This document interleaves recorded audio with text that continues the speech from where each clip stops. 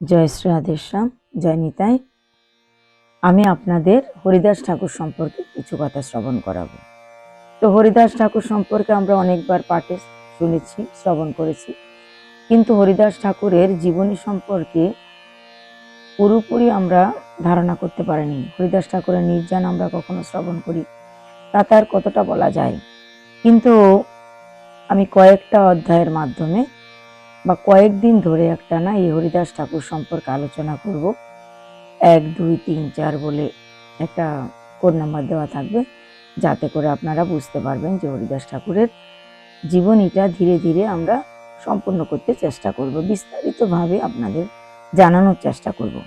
তা আজকে যেটা আমি আপনাদের শ্রবণ করাবো সেটা হচ্ছে বাল্যকাল, প্রথম অধ্যায়। হরিদাস ঠাকুরের বাল্যকাল সম্পর্কে আমরা শ্রবণ করব। বর্তমানে বাংলাদেশের খুলনা জেলার অন্তর্গত বনগ্রামের অনতি দূরে বুরং নামে একটি ক্ষুদ্র গ্রাম ছিল। হরিদাস ঠাকুর সেই বুরং গ্রামে মুসলমানের ঘরে জন্মগ্রহণ করিয়াছিলেন। এখানে কি লেখা আছে যে হরিদাস ঠাকুর মুসলমানের ঘরে জন্মগ্রহণ করেছেন। বুরং নামেতে অবতীর্ণ হরিদাস সেই সৌভাগ্যে সেই সব দেশে কীর্তন প্রকাশ। চৈতন্য ভাগবতে উল্লেখ আছে এই শ্লোকটা। বুরং নামেতে গ্রামে অবতীর্ণ হয়েছেন হরিদাস ঠাকুর এবং সেই সৌভাগ্যের কারণে সেই সমস্ত দেশে হরিনামের প্রচার হয়েছে। তিনি কতকাল পিতৃগৃহে ছিলেন, কতদিন সময় ধরে যে তিনি তার মা বাবার ঘরে ছিলেন, সেই রূপে কোনো জানা নেই, সেই রূপে কোনো কিছুতে আলোচনা করা হয়নি। কিরূপে কোন স্পর্শ মনির স্পর্শে তিনি সংসারের সকল বন্ধন ছিন্ন করিয়া শ্রীহরির পাদপদ্মের আশ্রয় গ্রহণ করিয়াছিলেন, সেই কথা এখন জানিবার সাধ্য নাই। অর্থাৎ সেই কথা আমরা জানি না যে কি করে কোন পরশ মনির স্পর্শে তিনি এই হরিনামের বা হরিনাম করতে তিনি আগ্রহ প্রকাশ করলেন। মুসলমানের পক্ষে হিন্দু ধর্ম আশ্রয় করিয়া ভক্তি চূড়ামণি বলিয়া পরিগণিত হওয়া এক অদ্ভুত ব্যাপার। কারণ যে সময়ে হরিদাস ঠাকুর জন্মগ্রহণ করেছিলেন সেই সময়ে মুসলমানদের প্রতিপত্তি চলছিল। ভারতের ইতিহাসে মুসলমান রাজাদের প্রভাবে শত শত সহস্র সহস্র মুসলমান ধর্ম গ্রহণ করিয়াছিলেন অনেক হিন্দুরাই, একথা সত্য। কিন্তু মুসলমানের অত্যাচার উপেক্ষা করিয়া হিন্দু সমাজের সুদৃঢ় প্রাচীর ভেদ করিয়া হিন্দু সমাজের অঙ্কে কোন মুসলমান আশ্রয় গ্রহণ করিয়াছিলেন, একথা কারো জানা নেই। এরূপ দৃষ্টান্ত থাকিলেও বিরল, অর্থাৎ আছে হয়তো খুব কম। ভক্তিকুল চূড়ামণি প্রহ্লাদ দৈত্য বংশে জন্মগ্রহণ করিয়াছিলেন। পিতা এবং শিক্ষক কৃষ্ণ বিদ্বেষী ছিলেন। শ্রীমদ্ ভাগবতে আমরা প্রহ্লাদজি মহারাজের কথা জানতে পারি যে তিনি দৈত্যকুলে তো জন্মগ্রহণ করেছিলেন এবং গুরুদেবও তাকে সব সময় উল্টো শিক্ষা দিতেন, কিন্তু গুরুদেবের কথা, পিতার কথা অমান্য করে তিনি কি করে কৃষ্ণ ভক্ত হয়ে গেলেন সেটা আমরা সবাই জানি। দেবশ্রী নারদের কৃপায় প্রহ্লাদ বাল্যকাল হইতেই বিষ্ণু ভক্ত ছিলেন। তাহলে সেখানে একজন গুরুদেব ছিল বাল্যকাল থেকে। এমনকি মাতৃগর্ভ থাকা অবস্থায় প্রহ্লাদজি মহারাজকে কৃষ্ণ কথা শুনিয়েছেন, নাম জপা শিখিয়েছেন। তাহার পিতার কঠোর উৎপীড়ন ও শাসন এবং শিক্ষকের কুশিক্ষা তাহাকে ভগবৎ শরণাগত হইতে তিল মাত্র ভ্রষ্ট করিতে পারে নাই। প্রহ্লাদজি মহারাজ তিল মাত্র ভ্রষ্ট হননি তার গুরু কিংবা বাবার কথায়। ঠাকুর হরিদাস বঙ্গদেশে দ্বিতীয় প্রহ্লাদ রূপে অবতীর্ণ হয়েছিলেন।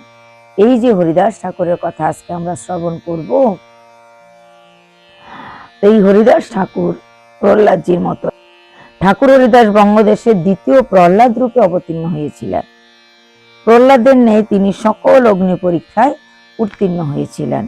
প্রহ্লাদজি মহারাজকে তার বাবা কতভাবে মারতে চেয়েছিল, কতভাবে শাসন করেছিল, কিন্তু তিনি সব পরীক্ষা উত্তীর্ণ হয়ে গেছিলেন। ঠিক সেরকম আমাদের হরিদাস ঠাকুর, তাহার পুণ্য প্রতিভা, তাহার ভগবত ভক্তি, তাহার চরিত্রের বল ও মাধুর্য, তাহার বিনয় ও দৈন্য, তাহার অতুলনীয় দয়া, ক্ষমা ও তিতিক্ষা তাহাকে প্রহ্লাদের আসনে উন্নীত করিয়াছিল। হরিদাস ঠাকুরের মানুষের প্রতি ভালোবাসা, মানুষের প্রতি তার প্রেম, দয়া এবং ক্ষমা, তার দৈন্যতা, তার বিনয়, এই সমস্ত কিছু দেখে তাকে প্রহ্লাদজির আসনে উন্নীত করেছেন সমাজ। প্রহ্লাদের কথা বেদ এবং পুরাণের, কিন্তু ঠাকুর হরিদাসের কথা পঞ্চদশ শতাব্দীর। বেদ পুরাণে আমরা প্রহ্লাদজির কথা পাই, কিন্তু হরিদাস ঠাকুরের কথা বেশি আগের নয়, পঞ্চদশ শতাব্দীর। ইহা ঐতিহাসিক চরিত্র। ঠাকুর হরিদাসের জীবনে মহত্বপূর্ণ ঘটনাবলী বৈষ্ণব মহাজনগণ শ্রী চৈতন্য মহাপ্রভুর অমৃতময় চরিত্রের সঙ্গে গ্রন্থিত করিয়া রাখিয়াছেন। শ্রীমন মহাপ্রভুর যে চরিত্র বা তার বাল্যকাল, প্রগণ্ডকাল, সন্ন্যাস লীলা, এই যে আদি অন্ত মধ্য লীলার চৈতন্য চরিতামৃত কিংবা চৈতন্য ভাগবত, সেখানেও সংযোজিত করেছেন কৃষ্ণদাস কবিরাজ। সুন্দর করে এই হরিদাস ঠাকুরের চরিত্র বর্ণনা করেছেন। অনেকে অনুমান করেন যে ঠাকুর হরিদাস হিন্দুকুলেই জন্মগ্রহণ করেন। অনেকে আবার এটাও ভাবে যে হরিদাস ঠাকুর হিন্দুকুলে জন্মগ্রহণ করিয়েছিলেন, নতুবা মুসলমানের ঘরে এরূপ আদর্শ হিন্দু ভক্ত ঋষির জন্ম অসম্ভব। কিন্তু এই অনুমানের কোনো ভিত্তি নাই, এখন আর আমরা জানবার কোনো উপায় নেই। ব্যাস অবতার শ্রীল বৃন্দাবন দাস স্পষ্ট করিয়া লিখেছেন। বৃন্দাবন দাস ঠাকুর লিখেছেন চৈতন্য ভাগবতে, জাতি ধর্ম কুল নিরর্থক বুঝাইতে জন্মিলেন নিচুকুলে প্রভুর আজ্ঞাতে। হরিদাস ঠাকুর প্রভুর আজ্ঞাতে নিচুকুলে জন্মগ্রহণ করলেন, এই কারণে জাতি ধর্ম বর্ণ এগুলা নিরর্থক। অধম কুলেতে যদি বিষ্ণু ভক্ত হয়, তথাপি সেই পূজ্য সর্বশাস্ত্রে কয়। জন্ম যেখানেই হোক না কেন, যত নিচু কুলে হোক না কেন, যদি সে হরি ভজন করে, গোবিন্দের আশ্রয়ে যায়, তবে সে পূজ্য, সবার কাছে সম্মানের, সবার কাছে পূজা পাওয়ার উপযুক্ত। উত্তম কুলেতে জন্ম শ্রীকৃষ্ণ না ভজে, কুলে তারে কি করিবে নরকেতে মজে। খুব উচ্চ কুলে জন্মগ্রহণ করলো, খুব সম্ভ্রান্ত পরিবারে জন্মগ্রহণ করলো, কিন্তু কোনো হরিভজন হলো না, কৃষ্ণ ভজন হলো না, কৃষ্ণ পদের অতিমতি প্রেম হলো না, কেবল অন্যায় অত্যাচার অবিচার করছে, তাহলে তার কি গতি হবে? নরকে তো মজে, নরকে যাবে সে। এই সব বেদ বাক্যের সাক্ষ্য দেখাইতে জন্মিলেন হরিদাস অধম কুলেতে। বেদের এই সমস্ত যে বাক্য আছে, বেদে যে লিখে গেছে এই সমস্ত কথা, সেগুলা প্রমাণ করার জন্য এই অধম কুলে জন্মগ্রহণ করলেন শ্রী হরিদাস ঠাকুর। চৈতন্য ভাগবতের আদি খণ্ডে এই শ্লোকগুলা লেখা আছে, যেটা শ্রী বৃন্দাবন দাস ঠাকুর রচনা করেছেন। শ্রীল কৃষ্ণদাস কবিরাজ গোস্বামী বলিয়াছেন। এবার আসুন কৃষ্ণদাস কবিরাজ কি বলছে তা শ্রবণ করি। কৃষ্ণদাস কবিরাজ লিখেছেন চৈতন্য চরিতামৃতে, জাতি কুল নিরর্থক বুঝাইবার তরে ঠাকুর হরিদাস জন্মিলেন যবনের ঘরে। আমি আবার কি লিখছে, ঠাকুর হরিদাস যবনের ঘরে জন্মগ্রহণ করলেন। জাতি ধর্ম কুল নিরর্থক, ভক্তিটাই আসল, ভগবানের শ্রীচরণের অতিমতি প্রেমটাই আসল, ভক্তি আসল, সেটা বোঝানোর জন্যই তিনি অধম কুলে জন্মগ্রহণ করেছেন, হরিভক্তি করেছেন, ভগবানের কৃপা লাভ করেছেন। শ্রী চৈতন্য মহাপ্রভুর শ্রী মুখনিসৃত বাণী। শ্রীমন মহাপ্রভু কি বলেছেন শুনুন। তিনাদিপু শুনিচিন তর রিভ সহিষ্ণুতা, অমানিনা মানদেহ কীর্তনিয়া সদা হরি। শ্রী মহাপ্রভু বলেছেন কি, তৃণাদপি শুনিচেন তর রিভ সহিষ্ণুতা। তৃণ হইতেও নিচ হইয়া, বৃক্ষ সদৃশ সহিষ্ণু হইয়া, নিজ অভিমান ত্যাগ করিয়া, অপরকে সম্মান প্রদর্শন করিয়া সর্বদা হরিনাম সংকীর্তন করিবে, এই বাণীর মূর্ত রূপ হচ্ছে হরিদাস ঠাকুর। কি বলছেন? তৃণাদপি শুনিচিন তররিব সহিষ্ণুতা। তিনের থেকে ছোট হও, তরুর মতো সহনশীল হও। যে সম্মান পাওয়ার উপযুক্ত নয় তাকেও সম্মান দাও, আর সদা সর্বদা কীর্তন করো। তাই এই যে কথাগুলো শ্রীমন মহাপ্রভু বলেছেন, তার মূর্তিমান উদাহরণ হচ্ছে হরিদাস ঠাকুর।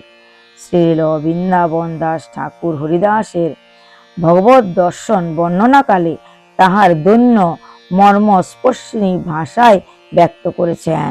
শ্রীমন মহাপ্রভু যখন দর্শন দিচ্ছেন হরিদাস ঠাকুরকে, তখন হরিদাস ঠাকুর কত দৈন্যভাবে ভগবানকে দর্শন করছিলেন, আর মহাপ্রভু কিভাবে বলছিলেন।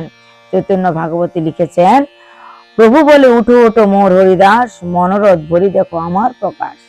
শ্রীমন মহাপ্রভু যখন সবাইকে অর্থাৎ তার সমস্ত ভক্তদেরকে তার ঐশ্বর্য রূপ দেখাচ্ছেন, দেখো আমি কে, দেখো আমি ভগবান, দেখো আমি তোমাদের সামনে আমার নিজের রূপ প্রকাশ করছি। যখন সব ভক্তদেরকে দর্শন করাচ্ছিলেন, হরিদাস ঠাকুর অনেক দূরে বসে আছে, কাছে আসছে না মহাপ্রভুর রূপ দর্শন করার জন্য। কেন? আমি নিচুকুলে জন্মগ্রহণ করছি, কি করে যাব প্রভুর সামনে, দূরে বসে আছে। কিন্তু মহাপ্রভু আজ্ঞা দিলেন, আনো আনো হরিদাসকে কাছে আনো। হরিদাস ঠাকুর কাছে আসলেন, তবু নিচের দিকে দেখে আছে, প্রণাম করে আছে, শ্রীমন মহাপ্রভুর কাছে দৈন্য হয়ে বিনয়ের মূর্তি হয়ে আছে। তখন শ্রীমন মহাপ্রভু কি বলছেন, উঠো উঠো। প্রভু বলছে, উঠো উঠো মোর হরিদাস, মনোরথ ভরি দেখো আমার প্রকাশ। আরে তোমার মনে যা আছে সব কিছু দেখে নাও, মনের বাসনা পূর্ণ করে দেখে নাও, আমার প্রকাশ দেখো তুমি। হে হরিদাস ঠাকুর, তুমি দেখো দেখো দেখো আমার সেই রূপ, আমার সেই সৌন্দর্য, মন ভরে দর্শন করো। চৈতন্য ভাগবতের মধ্যখণ্ডে লিখেছেন, ভাব বিহ্বল ঠাকুর হরিদাস আত্মহারা হইয়া বলিয়াছিলেন, নির্গুণ অধম সর্বজাতি বহিষ্কৃত, কি বলিব প্রভু তোমার চরিত্র, দেখিলে পাতক মোরে পরশিলে স্নান, মুই কি বলিব প্রভু তোমার আখ্যান। চৈতন্য ভাগবতে বলছেন, হরিদাস ঠাকুর, আমি তো নির্গুণ, আমার কোনো গুণ নেই, সর্বজাতি বহিষ্কৃত, আমি সব জাতি থেকে আমাকে বহিষ্কার করে দিয়েছে। কি বলিব আমি তোমার চরিত্র, হে প্রভু তোমার চরিত্রের কথা, তোমার গুণের কথা বলার মতো কোনো শক্তি আমার নেই। আমাকে দেখলে পাপ হয়, স্পর্শ করলে তো স্নানই করতে হয়। আমি কি বলবো প্রভু, আমি তোমার এই আখ্যান, তোমার মহিমার কথা, রূপ গুণের কথা আমি কি বলতে পারি প্রভু, আমি তো অধম। চৈতন্য ভাগবতে এই সমস্ত কথা লিখেছেন। হরিনদী গ্রামে দুর্জন ব্রাহ্মণ যখন ব্রাহ্মণ সভার সমক্ষে হরিদাস ঠাকুরকে বলিলেন, কার শিক্ষা হরিনাম ডাকিয়া লইতে, এই তো পণ্ডিত সভা বল হইয়াতে। এটাও চৈতন্য ভাগবতের কথা। তা কি বলছে, হরিনদী গ্রামের দুর্জন একজন ব্রাহ্মণ ছিলেন, তিনি সবাইকে ডেকে, হরিদাস ঠাকুরকেও ডেকে সবার সামনে জিজ্ঞেস করছে হরিদাস ঠাকুরকে, তুমি বলো দেখি কার শিক্ষা এই হরিনাম তুমি ডেকে ডেকে জোরে জোরে নিচ্ছ, কোথা থেকে শিক্ষা পেয়েছো এই হরিনাম জোরে নেওয়ার। তো পণ্ডিত সবার মাঝখানে তুমি বলো যে কি করে তুমি পেলে। হরিদাস বলিলেন, ইহার যত তত্ত্ব তোমরা সে জানো, হরি নামের মাহাত্ম্য। কত দৈন্যতার সঙ্গে তিনি উত্তর দিচ্ছেন। চৈতন্য ভাগবতে বলছেন, হরিদাস বলছেন, তোমরা সবাই ইহার তত্ত্ব জানো, ইহার যত তত্ত্ব, এই হরিনামের যত তত্ত্ব, যত গুণ, এই হরিনাম নিলে কত লাভ হয়, সে সমস্ত কিছু তো তোমরা জানো, হরিনামের মাহাত্ম্য। এখানে নিজে অভিমান ত্যাগ করিয়া আক্রমণকারীকে সম্মান প্রদর্শন করিয়া তিনি উত্তর দিলেন, জাতি বর্ণ নির্বিশেষে সকল দেশের সকল জাতির সকল সমাজের সাধু মহাজন আমাদের নমস্য, আমাদের পূজনীয় ঠাকুর হরিদাস মুসলমানের ঘরে জন্মগ্রহণ করিয়া হিন্দু সমাজের বিস্মৃত প্রায় উদার ধর্মকেই শিক্ষা দিয়া গিয়াছেন। তো ঠাকুর হরিদাস ঠাকুর আমাদেরকে শিক্ষা দিয়ে গেছেন, ধন্যতার প্রতিমূর্তি তিনি। তা আমাদেরকেও সেই শিক্ষা তিনি দিয়ে গেছেন। ঠাকুর হরিদাসের পিতামাতার সঙ্গে কিরূপ সম্পর্ক ছিল, কি রূপে তিনি গৃহত্যাগ করেন, ওই সম্বন্ধে বৈষ্ণব মহাজনগণ নির্বাক, কোনো উত্তর তাদের নেই। ঠাকুর হরিদাস ভক্তি শাস্ত্রে প্রবীণ পণ্ডিত ছিলেন। তিনি বৈরাগ্য ও ভক্তিময় হৃদয় লইয়া জন্মগ্রহণ করিয়াছিলেন। হয়তো কোনো ভক্ত চরিত্র বা কোনো ভক্ত গ্রন্থ দৈবাত অধ্যয়ন করিয়া ভাবে উন্মুক্ত হইয়া সংসারের বন্ধন ছিন্ন করিয়া বৈরাগী ভক্তদের পদ অনুসরণ করিয়াছিলেন। ঠাকুর হরিদাস পরম বৈষ্ণব ছিলেন। তাহার সময়ে অনেক বৈষ্ণব সন্ন্যাসী বঙ্গদেশে আসিয়া অনেকেই তার শিষ্য রূপে নিজেকে অঙ্গীকার করিয়াছিলেন। তাহাদের মধ্যে শ্রীপাদ মাধবেন্দ্রের নামই বিশেষ উল্লেখযোগ্য। স্বয়ং শ্রী অদ্বৈত আচার্য মাধবেন্দ্রের নিকট কৃষ্ণ মন্ত্রে দীক্ষিত হইয়াছিলেন। চট্টগ্রামবাসী পুণ্ডরীক বিদ্যানিধি, চৈতন্য বল্লভ দত্ত ও শ্রীল অদ্বৈত আচার্যের সমবয়স্ক ব্যক্তিরা সকলেই শ্রীপাদ মাধবেন্দ্রের কাছে কৃষ্ণ মন্ত্রে দীক্ষিত হইয়াছিলেন। বঙ্গদেশের তদানীন্তন সমস্ত ভক্ত বৈষ্ণবী সাক্ষাৎ কিংবা গৌণভাবে শ্রীপাদ মাধবেন্দ্রের শিষ্যত্ব গ্রহণ করিয়াছিলেন। ঠাকুর হরিদাসও সেইরূপ মাধবেন্দ্রের শিষ্য বলিয়া অনুমান করা একান্ত অসঙ্গত নয়। সমসাময়িক লোকেরা যখন তাহার প্রথম জীবনের ঘটনা সম্বন্ধে আলোচনার বিরত হইয়াছেন, তখন আজ 500 বৎসর পরে সে সম্বন্ধে অনুসন্ধান ও আলোচনার জন্য ঐতিহাসিক ভিত্তি লাভের সম্ভাবনা কোথায়? আর এই কথা ভগবত প্রাণ বৈষ্ণবদের কৃষ্ণদাস অভিমান ভিন্ন স্বতন্ত্র সত্তা স্বীকৃত নয়। তাহলে শ্রী হরিদাস ঠাকুর একজন কৃষ্ণদাস, ভগবান শ্রীকৃষ্ণের দাস। এটা হচ্ছে সব থেকে বড় পরিচয় একজন বৈষ্ণবের কাছে। জীব নিত্য কৃষ্ণদাস, জীবের পরিচয় তো এই একটাই, নিত্য কৃষ্ণদাস। এই হরিদাস ঠাকুর এই নিজেকে কৃষ্ণদাস রূপে পরিচয় দিয়েছেন। তো বাল্যকালের কিছু কথা আমরা জানলাম, আজকে শুনলাম, আপনাদেরকে শ্রবণ করালাম। এইভাবে ধীরে ধীরে ধীরে ধীরে হরিদাস ঠাকুর যত বড় হবেন, ভজন সাধনে অগ্রসর হবেন, আমরাও ধীরে ধীরে কিছু কিছু কিছু কিছু করে আপনাদের কথা শ্রবণ করাবো। দ্বিতীয় যে অধ্যায় বা দ্বিতীয় পরিচ্ছেদ যে আছে, সেখানে আছে বেনাপোলের সাধন কানন। বেনাপোলে কিভাবে তিনি সাধন ভজন করেছিলেন, কিভাবে তিনি হাজার হাজার মানুষকে কৃপা করেছিলেন, হরিনামে বিভোর করে তুলেছিলেন, সেই কথা আগামীকাল শুনবো। আজ এই পর্যন্তই। জয় নিতাই, জয় শ্রী রাধেশ্যাম।